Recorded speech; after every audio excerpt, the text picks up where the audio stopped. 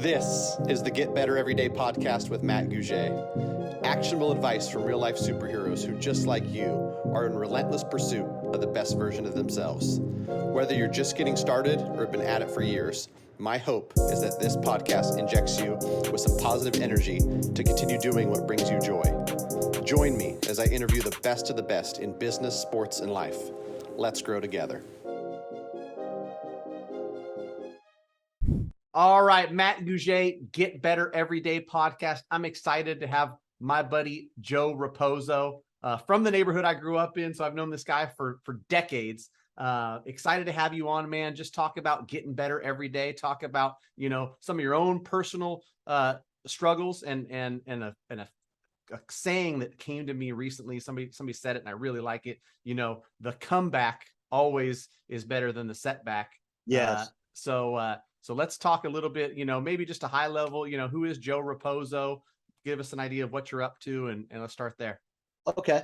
So I grew up in the same neighborhood as Matt, out in College Green, Sacramento, California. I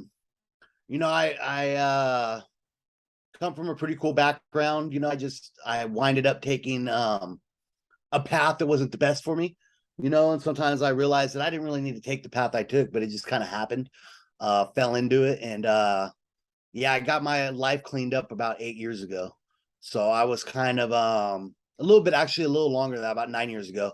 I was going through a lot of heavy drinking and cocaine and meth and stuff like that. And, I started drinking in junior high school, smoking pot a little bit before that. And, I said I would never do the harder stuff. You know what I mean? It wasn't going to be for me. And then somehow I just ended up doing it one day and I fell in love with it. And, once I got to methamphetamines, it took me out in about 1.5 years. It was pretty fast for me. Right. Yeah. It sneaks up on people. And I tell people this all the time, like good people make bad decisions, and before you know it, you're swept off, you're on the wrong path. And I think that, my mission is on this podcast is to inspire all people. Right. Mm-hmm. And I really love for somebody who's struggling to listen to this, to hear this and realize that you come across successful people every single day, but everybody's got a story, right? I've got my own story where I cleaned my life up 11 years ago, to this week, right? Just celebrate 11 years clean and congratulations, man. Thank you. I appreciate it. And so anybody who's struggling on any level, whether it's with their health, whether it's with a substance, whatever the case may be, like it's not over. It's not over for you, right? There's plenty of people who come back better, stronger. They've got an appreciation for the small things in life. They've got, a hustle and a fire that far outweighs somebody who just walked through life, just catching rainbows and taking in the sunshine. I'd love to hear from you because for everybody, it's different. Like what was the turning point? What was it 9 years ago that got you to make a change?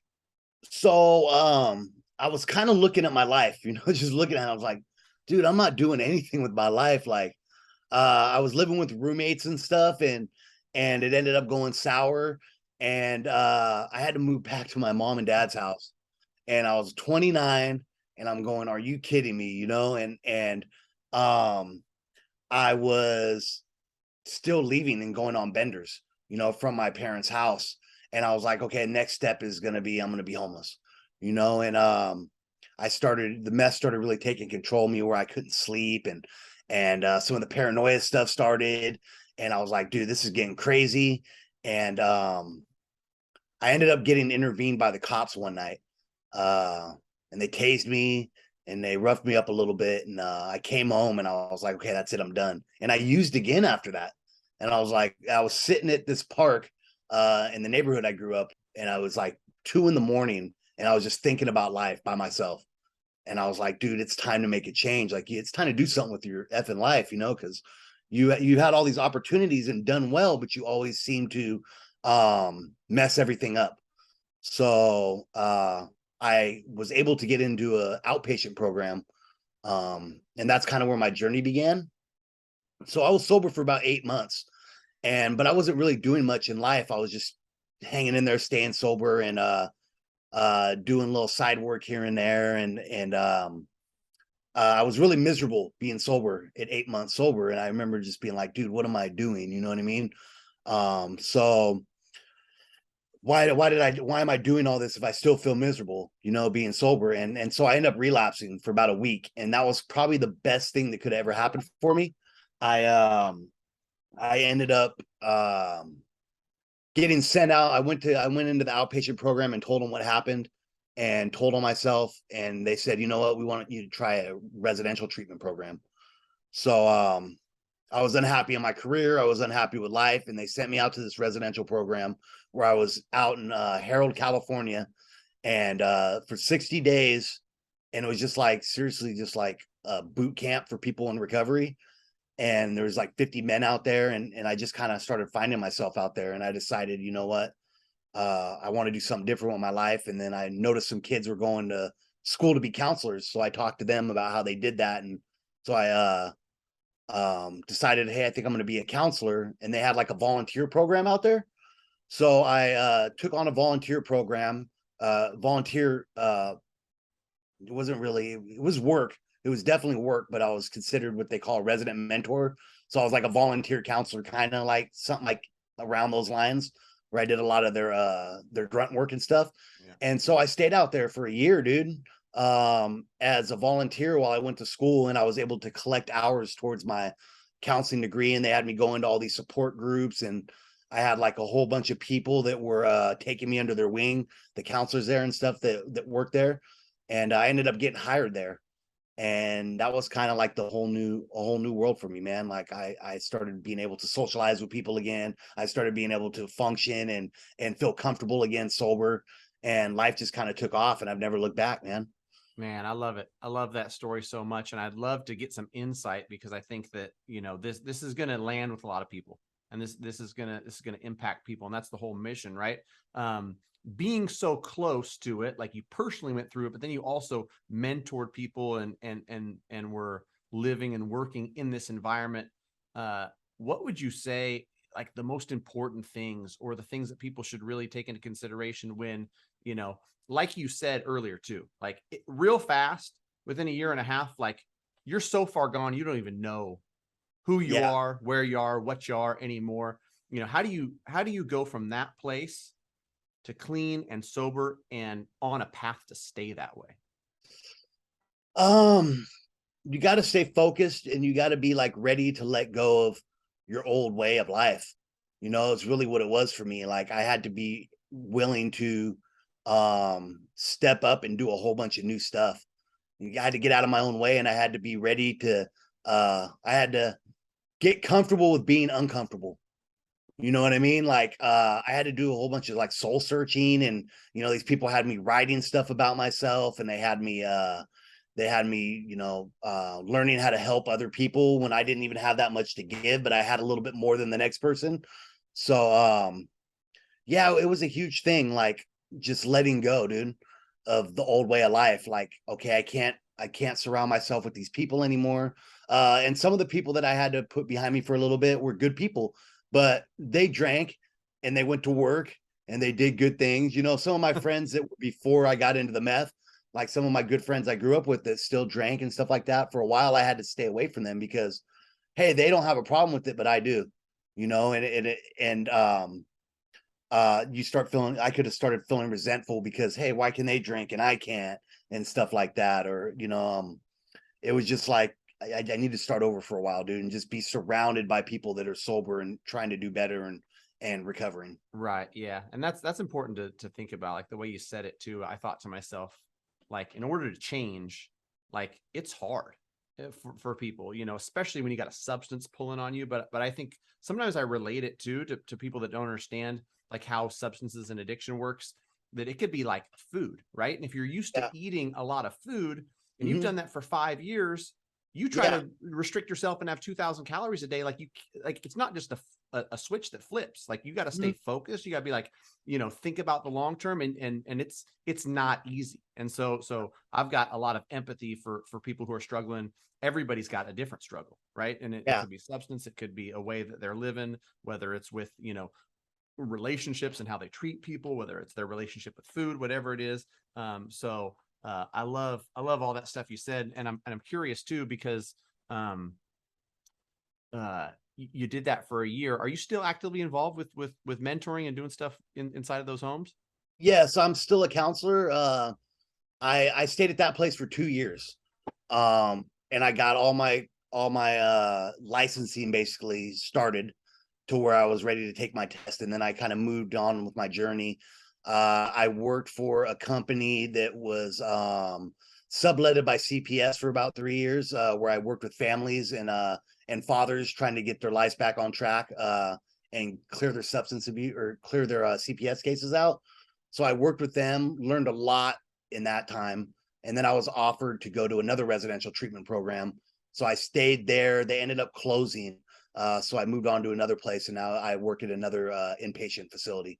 Been Okay, there for about cool. 2.5 years. Yeah. Is it like a residential Oh yeah, house or it's actually a facility or I work at a residential home out in Fair Oaks. So it's so they live there. They come into us straight from detox. Um, we help them get through detox, and then they stay for residential treatment, where we give them therapy, counseling, psychoeducational groups, um, and a whole bunch of holistic stuff that's now being kind of driven into the industry, such as like sound bowl and yoga and tai chi and acupuncture and stuff like that. So a lot of yeah. CBT based stuff, DBT based, and still 12-step stuff too. Yeah. Getting your mind right. Getting your mind right for sure, which is important. And I think that like Mhm. anybody who knows, like it's a big problem. Yeah. Whether it's alcohol or drugs. And I didn't want to skip past this too, because you mentioned something and it brought it up to me, knowing what I know, being in environments where people are drinking and whatnot. I don't take offense to the fact that somebody likes to have a couple drinks here and there, Mhm. right? And I'm, thankfully far enough removed, 11 years clean, like not touching anything where it doesn't bother me. I can go to a wedding and dance. I can go to these functions and whatnot, and people always think they're like, oh, this guy, not drinking, he's looking down on me. No, I know Mhm. myself, and I Yeah. know that like I can't have one drink, right? And so do you, man? You can have a couple drinks, go home, get a good night's sleep, wake up for work tomorrow, and like all good, right? But for me, it's not an option, right? Because Yeah. one turns into five, turns into 15, and it's all bad, right? So yeah, that's important for people to understand, is that it's not like you know a thing where you're just removing all that stuff from your life forever, and you can never talk to anybody who's ever Yeah. sniffed alcohol ever again, right? Like, Exactly.